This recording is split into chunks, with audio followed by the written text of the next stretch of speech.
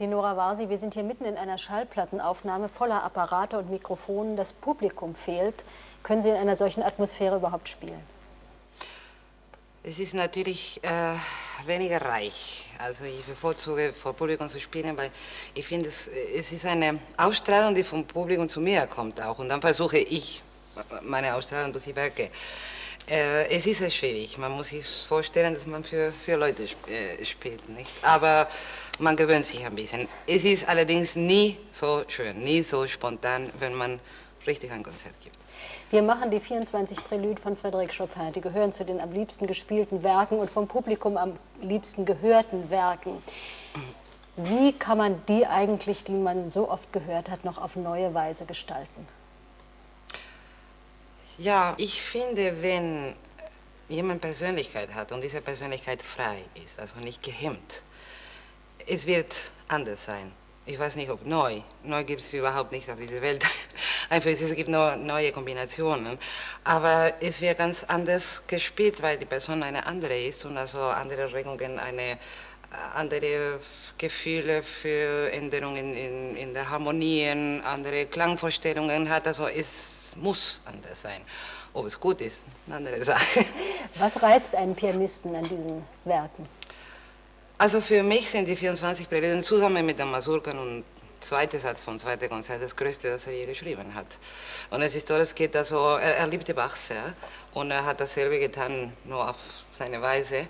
Es geht über alle Tonalitäten und also jeder hat eine ganz andere Stimmung. Es ist also fabelhaft, nicht? Also man geht in all die möglichen Regungen, die ein Menschen haben kann, von Traurigkeit, Zärtlichkeit bis zum Vulkanischen. Es ist alles drin. Generationen von Pianisten haben diese Stücke gespielt.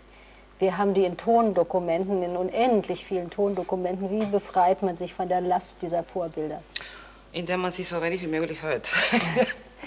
Ich höre sehr wenig, vor allem wenn ich ein Werk studiere. Nicht? Also dann, ich will also meinen Kontakt zum Werk durch die Partitur mit dem Komponist, also ich kann mich irren oder nicht, aber es wird meine Version sein, wie ich diesen Komponist verstehe.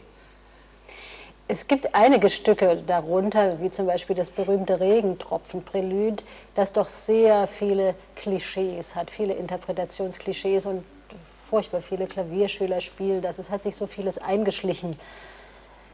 Wie vermeiden Sie diese Klischees? Ja, eben, dass man das also ganz befreit geht. Also für mich zum Beispiel, dieses Anfang ist so wie ein Versuchen so... versuchen etwas zu nehmen und dann kommt diese linke Hand da ganz wie eine Obsession, die sich immer wieder größer entfaltend wird. Also ist mir gleich wie andere spielen oder nicht, für mich ist es ganz deutlich, dass... Es gibt für jeden Interpreten immer den Konflikt, einerseits so werkgetreu wie möglich zu sein, andererseits aber sein eigenes Inneres dazuzubringen, seine eigene Interpretation. Wie findet man da die ideale Mitte? Ich meine, es ist genau wie mit einem Mensch. Nicht? Also, wenn man versucht, einen Mensch zu verstehen, ist genau dasselbe. Nur man will es verstehen durch die eigenen Augen, durch die eigenen Brillen. Und bei der Interpretation ist genau dasselbe.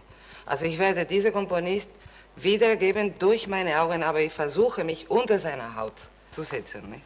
Um das so interpretieren zu können, dass man wirklich das, was man fühlt, ausdrücken kann und in die Haut des Komponisten schlüpfen, braucht man natürlich eine sehr gute Technik. Das heißt, das Technische muss weit hinter einem gelassen werden.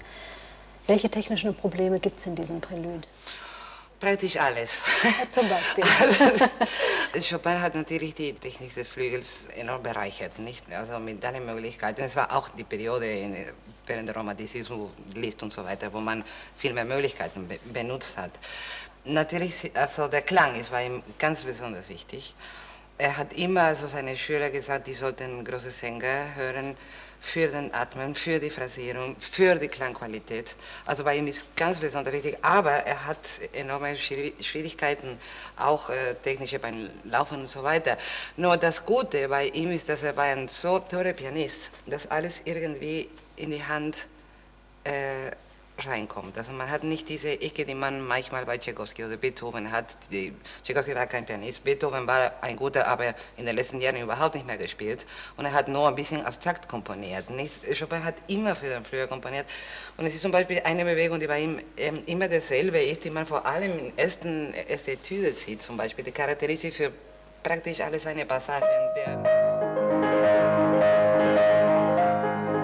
Diese Bewegung hat man bei zum Beispiel der letzte Prelude ist auch immer, zum Beispiel, wenn man das nicht hat, dann spielt man das sehr verkrampft und dann läuft es nie, zum Beispiel. Ja, und sowieso, also Stimmen, Führung, das ist alles drin. Man muss aber die Technik so hinter sich haben, irgendwie, dass man sich nur auf die Musik konzentrieren kann. Nicht? Es ist ja also das ist ideal mindestens. Man kann es nicht immer, aber fast immer.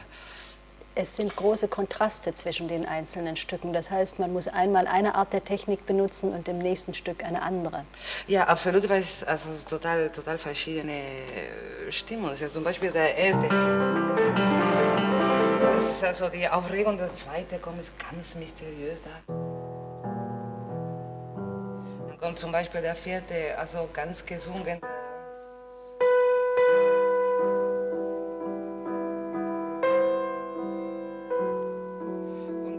Sie sehen, dass am Anfang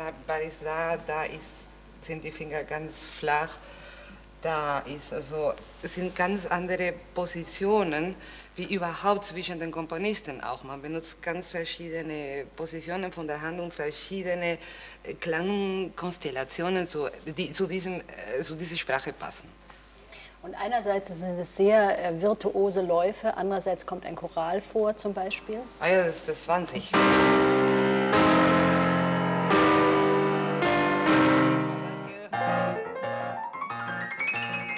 Es gibt alles. Sie erwähnten vorhin, dass Chopin sagte, man soll sich große Sänger anhören als Pianist. Welche Sänger haben Sie sich angehört?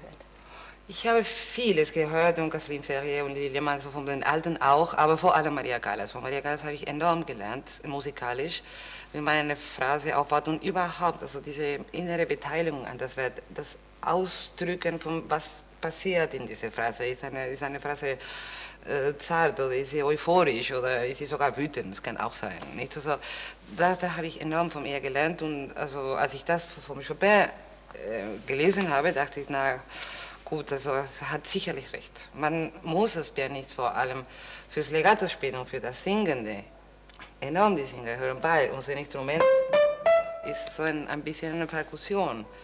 Und zum Beispiel, und die schon spielte,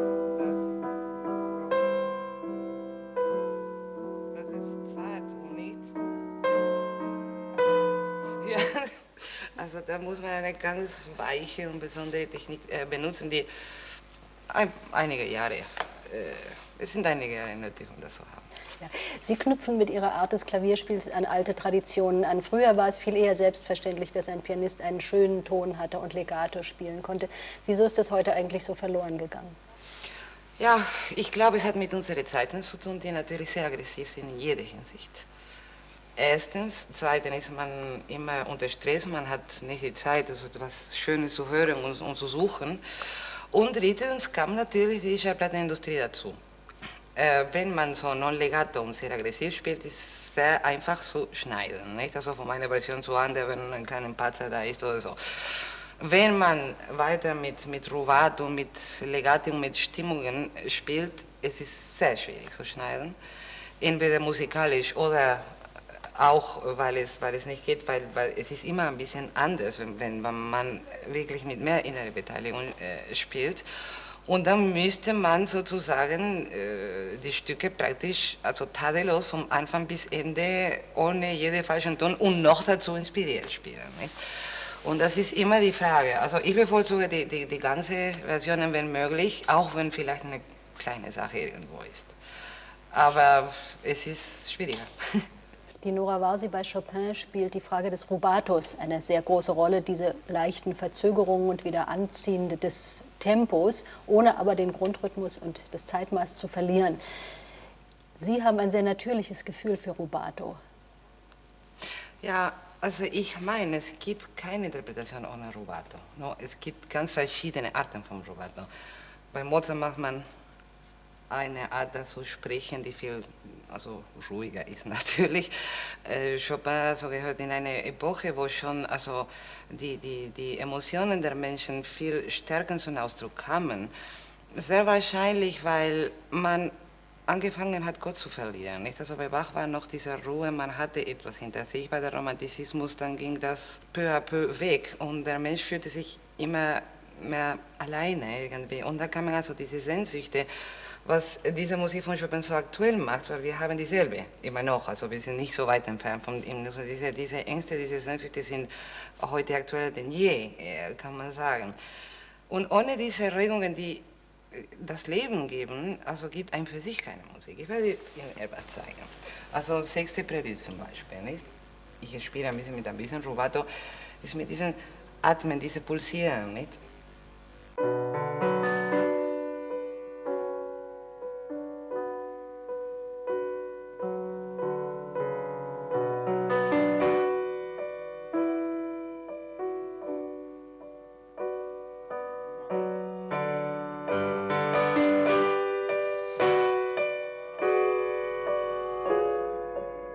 Jetzt spiele ich es ohne Rubato.